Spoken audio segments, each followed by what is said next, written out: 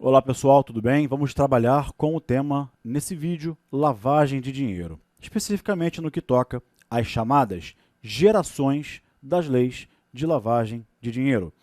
A gente sabe que o crime de lavagem de dinheiro está previsto na Lei 9.613 de 98.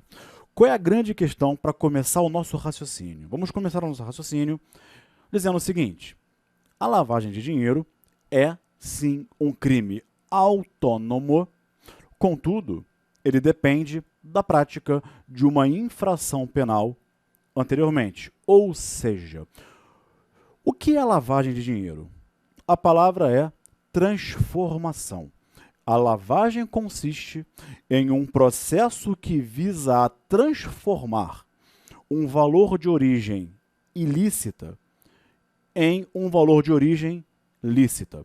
Então, pela prática da lavagem de dinheiro, quer-se transformar a origem daquele valor, que inicialmente é uma origem ilícita.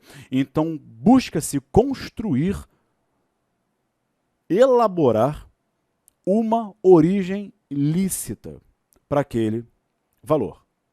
Para aquele valor proveniente de infração penal anterior. Por essa razão, que a lavagem de dinheiro é classificada como um crime acessório, também chamado crime parasitário, como dizia Manzini na Itália, ou também chamado tipo penal vassalo.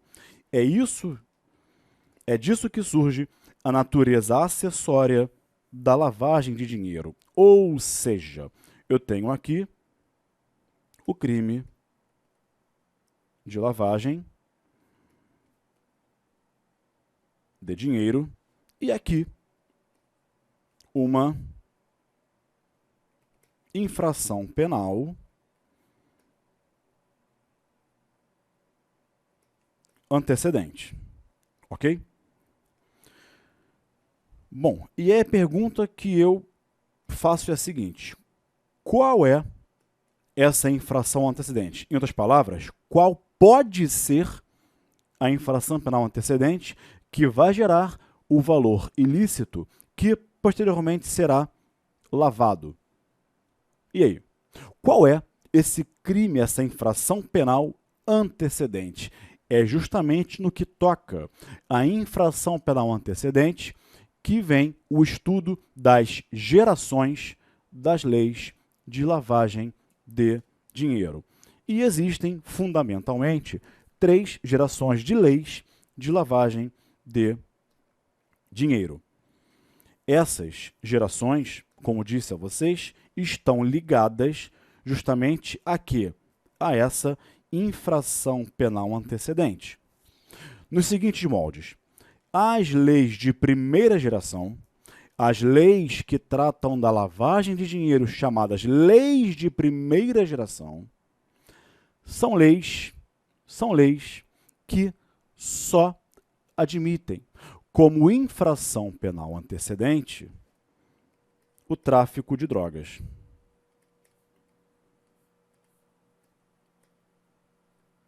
É dizer, só pode haver o crime de lavagem de dinheiro se o valor a ser lavado for proveniente de tráfico de drogas. Em outras palavras, se o valor que foi... Imagine que foi feita a lavagem de dinheiro e depois descobre-se que o valor era proveniente de uma sonegação fiscal, um crime tributário, um tráfico de armas, uma fraude licitatória, concussão. O governador exigiu vantagem, dando exemplo, tá? Exigiu vantagem devida de 5% do valor da obra para liberar uma licitação que foi fraudada. Ele pega esse valor, por exemplo, 100 milhões, tem que lavar. Com esse valor, como é que ele vai ter 100 milhões sem poder justificar a origem? Ele tem que lavar, não tem opção. Então, como aquele valor foi proveniente de um crime de concussão, nesse caso, não existe lavagem de dinheiro. Por quê? Porque, para as leis de primeira geração, só se admite como infração antecedente o tráfico de drogas. Ok? Avançando para as leis de segunda geração, numa geração intermediária, as leis de segunda geração são leis que trazem um rol de infrações penais antecedentes. Gabriel, quais são essas infrações penais antecedentes? Não sei. Depende da lei de cada país. No Brasil, a nossa lei sempre foi de segunda geração. Desde a sua edição, em 1998, que ela trazia um rol de infrações penais antecedentes. E começava lá com tráfico de drogas, curiosamente. Portanto, só se poderia falar em lavagem de dinheiro se o crime antecedente estivesse descrito no rol da lei de lavagem. Ok? Então, não é só o tráfico de drogas, mas também não é qualquer infração penal. A lei traz um rol, uma lista de infrações penais antecedentes. A nossa lei, que está em vigor, sempre foi de segunda geração. Hoje, o rol dos incisos 1, 2, 3 está revogado, mas, depois de 2012, mas ela sempre foi uma lei de segunda geração. Agora, o que são as leis de terceira geração? Reparem vocês que a cada geração da lei de lavagem amplia-se o espectro da infração penal antecedente. As leis de terceira geração são leis mais amplas. Elas não se restringem a um único crime, como acontecia com a lei de primeira geração. Como acontece? Elas não trazem um rol de crimes antecedentes, como acontece com uma lei de segunda geração. Ao contrário, as leis de terceira geração, elas admitem qualquer infração penal como infração antecedente. E como eu disse aos senhores, a nossa lei, desde a origem, sempre foi uma lei de segunda geração. Em 2012,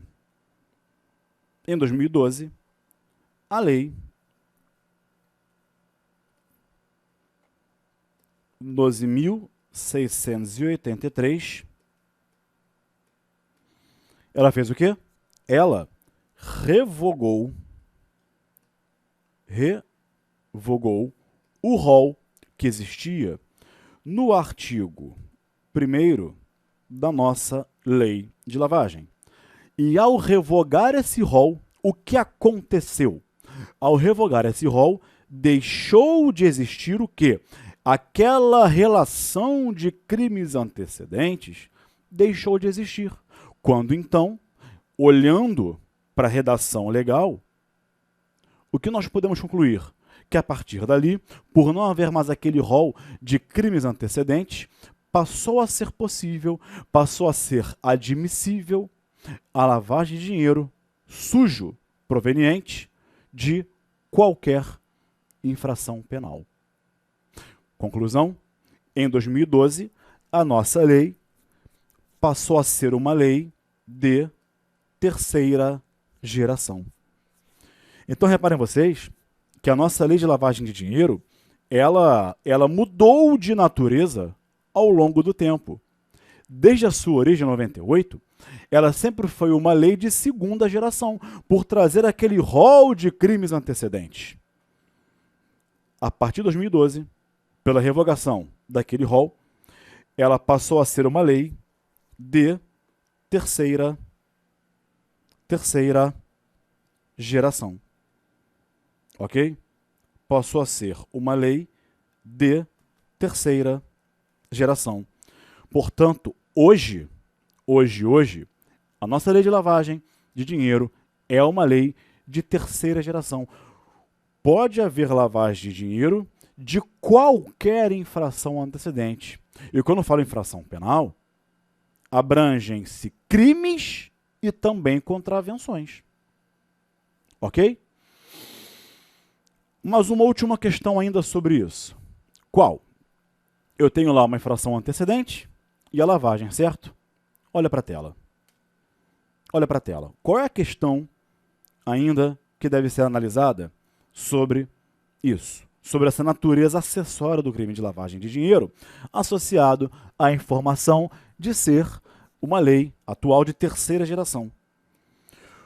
Como é que se dá a relação entre o crime de lavagem de dinheiro e a infração penal antecedente?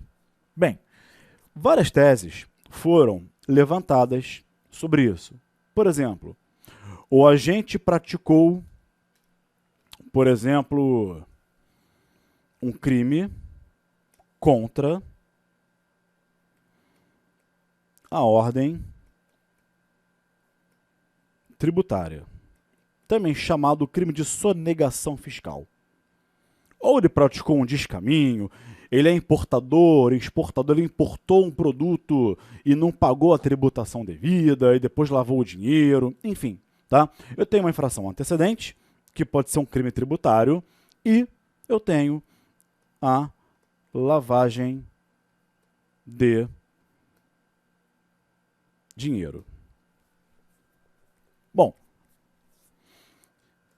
eu posso, pergunta 1, eu posso afirmar que nesse caso poderia incidir o princípio da consunção na vertente do crime progressivo e afirmar que o agente responde só pelo crime de lavagem de dinheiro e o crime tributário fica absorvido por ser crime meio, como se fala em doutrina penal, ele seria um antefactum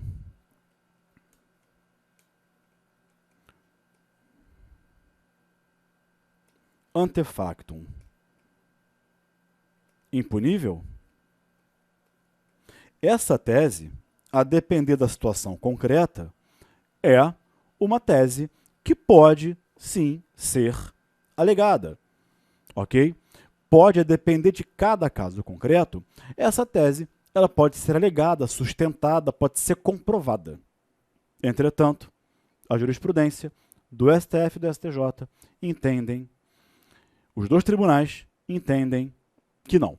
Não se fala em princípio da consunção, ou seja, a lavagem ela não absorve o crime tributário, o crime meio. O agente responde pelos dois crimes em concurso material. Mas, repito, essa tese ela é perfeitamente deduzível.